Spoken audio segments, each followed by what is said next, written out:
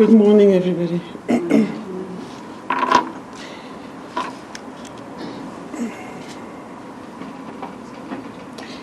We are gathered here to celebrate the life of one of the most special men of the 20th and 21st century. Because his life truly matters, especially to those of us who appreciate the role that Uncle Kathy played in the fight for our freedom. Because it was a fight. Let no one ever tell you otherwise. Why else would he and others who took up the cause of our freedom have been so brutally locked up? Yes, for all his gentleness, Uncle Kathy was there in the trenches because he was ever reliable, ever diligent, always committed. There are those people who come into your life and never leave because they are truly special.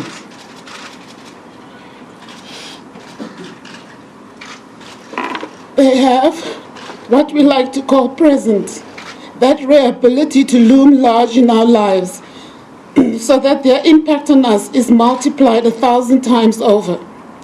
Uncle Kathy belongs in this unique group.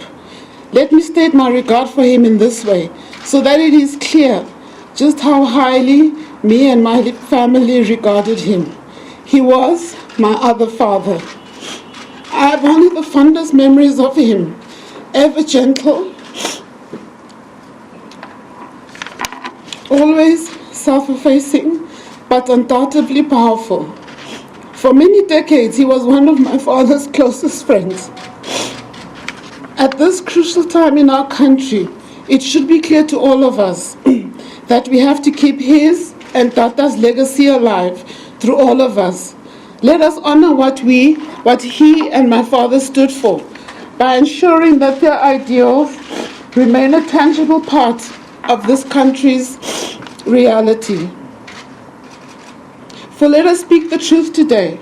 Uncle Kathy is the last of a generation of men and women who fought so valiantly for the liberation of our country and still managed to practice what they preached, to walk the talk, which we now grasp is no easy task.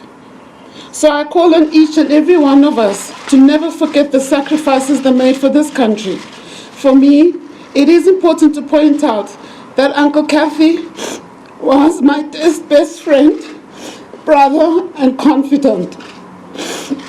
I arranged for him to spend time with my dad during those final days. I love watching the two of them share jokes, reminiscing about the past, and it is one of my life's most abiding memories. Perhaps the real treasure of any man or woman's life isn't what they mean to their immediate family, but rather how many outsiders consider them flesh and blood.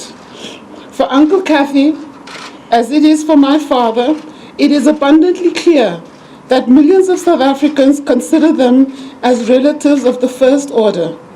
And that, for me, mirrors so eloquently their very special political achievement. May our prayers be heeded for this special son of the soil. I thank you.